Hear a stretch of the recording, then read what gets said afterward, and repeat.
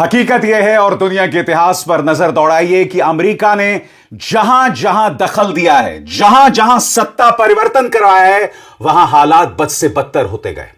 और अब यह साफ होता जा रहा है कि ईरान पर हमला वहां के लोगों को बचाना नहीं था, ईरान के परमाणु कार्यक्रम को रोकना नहीं था, उसका मकसद था ईरान का सत्ता परिवर्तन। सुप्रीम लीडर खामेनी को मारने का सिर्फ एक ही मकसद था कि वहां पर सत्ता परिवर्तन हो और ऐसी कठपुतली व्यवस्था, ऐसी पपट व्यवस्था आ जाए जो पूरी तरह से अमेरिका के हाथों में हो। याद कीजिएगा, रजा पहलवी ने क्या कहा था कि अगर सत्ता परिवर्तन हो जाएगा तो मैं इस्राएल के साथ सामान्य संबंध बनाना चाहूंगा, यानी कि ईरान में एक ऐसी व्यवस्था लाना चाहते हैं जो पूरी तरह से अमेरिका और इस्राएल के सामने नतमस्तक हो। और अब यह बात अमेरिकी विदेश मंत्री मार्को रूबियो ने भी कह दी है। बकौल विदेश मंत्री मार्को रूबियो वो कह रहे हैं कि हमें एक ऐसी व्यवस्था चाहिए, हमें सत्ता परिवर्तन चाहिए जहां कोई शिया अतिवादी व्यवस्था ना हो, शिया एक्सट्रीमिस्ट व्यवस्था ना हो, एक ऐसी व्यवस्था जो हमारे कहने पर उठे, जो हमारे कहने पर बैठे। सुनिए क्या कह रहे हैं Marco Rubio. We would love to see this regime be replaced. And ultimately, as the president has said, he calls. No, but let me finish my answer. As the president has said, he would love for the people of Iran to use this as an opportunity to rise up and remove these leaders. They've been wanting to remove them from a long time. We've seen successive waves of protests, and we've seen them slaughter people. Okay?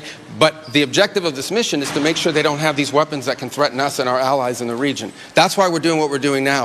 And while we would love to see a new regime, the bottom line is no matter who governs that country a year from now, they're not going to have these ballistic missiles and they're not going to have these drones to threaten us. That's the objective of this mission, is to deny them the ability to use ballistic missiles to threaten their neighbors, to threaten our bases, to threaten our presence in the region, and ultimately as a shield behind which they can do whatever they want with their nuclear weapons ambition. We were not going to let them hide behind that, and that's why this was such a critical mission to undertake now while they were at their weakest point, and not a year from now where they could inflict even more damage and perhaps already be behind that point of immunity.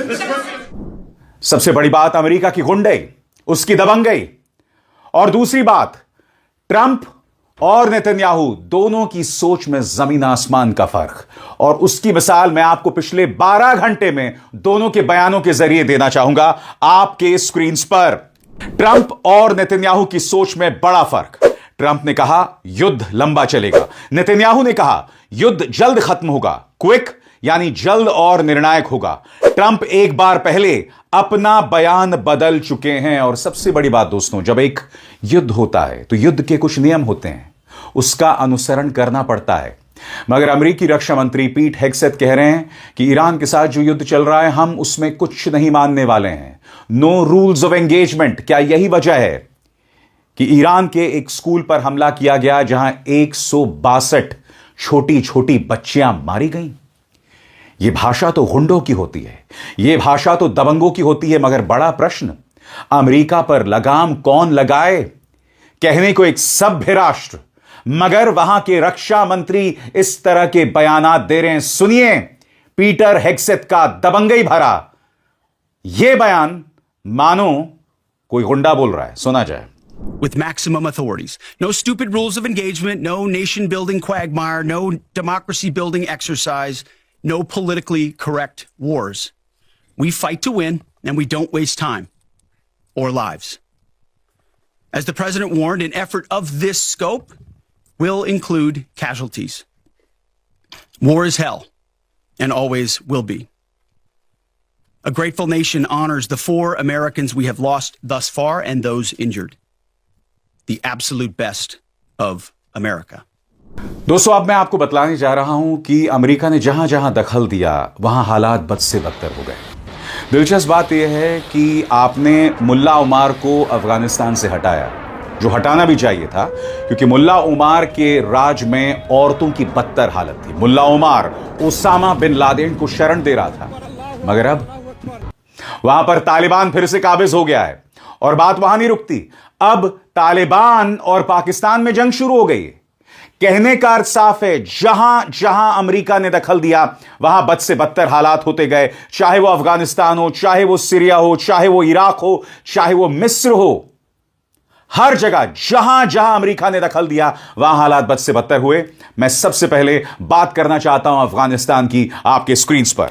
Afghanistan 2001 में तालिबान हटाए गए, 20 साल बाद यानी 2021 में तालिबान फिर सत्ता में आ गया। नतीजा लंबा युद्ध, भारी खर्च और अमेरिका की विश्वसनीयता पर सवाल। मुझे बताइए ना, किस तरह से मुल्ला उमार को खदेड़ा गया था, वो मुल्ला उमार जो पाकिस्तान पहुंच गया। उसके बाद क्या हुआ? ओसामा बिन लादेन पाकिस्तान में पाया जाता है। प्रॉब्लम क्या है दोस्तों? सबसे बड़ी प्रॉब्लम अमेरिका के दोहरे मापदंड हैं। ओसामा बिन लादेन कहां मिला? पाकिस्तान में। क्या पाकिस्तान ने कभी उसकी कोई कीमत चुकाई? क्या अमेरिका ने कभी भी पाकिस्तान पर सख्ती की? उल्टा याद कीजिएगा, जिहादी जनरल असीम मुनीर को अपने घर या व्हाइट हाउस में बुलाकर उसे लंच पर बुलाया गया। कहने का अर्थ साफ है, यह जो दोगलापन है वो अमेरिकी चरित्र का हिस्सा बन गया है। अफगानिस्तान की हम चर्चा कर चुके हैं दोस्तों, अब हम बात करना चाहते हैं इराक की। इराक में 2003 में सद्दाम हुसैन हटाए गए, बाद में सांप्रदायिक हिंसा, गृह युद्ध जैसे हालात और ईरान समर्थित मिलिशिया मजबूत हुए। वादा था स्थिर लोकतंत्र, लेकिन सिस्टम अस्थिर और भ्रष्ट माना गया। जी हां, ईरान में तो ISIS इस कदर मजबूत हो गया। आपने क्यों हटाया? आपने सद्दाम हुसैन को क्यों हटाया? दो कारणों से। पहला, आपने कहा कि सद्दाम हुसैन के पास व्यापक तबाही के हथियार हैं, वेपन्स ऑफ मास डिस्ट्रक्शन। सबसे बड़ी बात, यह जो पूरी थ्योरी जिसकी चर्चा अमेरिका करते रहा, कोई वेपन्स ऑफ मास डिस्ट्रक्शन नहीं मिले इराक में। दूसरी बात, आपने सद्दाम हुसैन पर पहले हमला किया यह कहते हुए कि उसका हाथ 9/11 में है। जी हां, न्यूयॉर्क में ट्विन टावर्स गिर जाते हैं एक आतंकवादी हमले में जिसके पीछे ओसामा बिन लादेन था, मगर आपने इराक पर हमला कर दिया। सद्दाम हुसैन को फांसी पर चढ़ा दिया गया। उसके बाद क्या हुआ? इराक में अफरा तफरी का एक लंबा दौर, बर्बादी और अस्थिरता का एक लंबा दौर, और अब भी इराक में हालात सामान्य नहीं हुए हैं। यह है अमेरिकी सोच की विरासत। अब हम बात करना चाहते हैं लिबिया की। लिबिया में कौन था? Muammar Gaddafi. मुअम्मर गद्दाफी को सड़क पर पकड़कर घसीटा गया, बेरहमी से मारा गया। जी हां, अमेरिका और नेटो की सेनाएं लगातार लिबिया की जनता से बोलती रहीं कि मुअम्मर गद्दाफी को हटाओ, शांति आएगी। मगर उसके बाद लिबिया में अस्थिरता का लंबा दौर आया। आपकी स्क्रीन पर लिबिया, गद्दाफी हटे लेकिन देश टुकड़ों में बंट गया, मिलिशिया राज और लगातार अस्थिरता।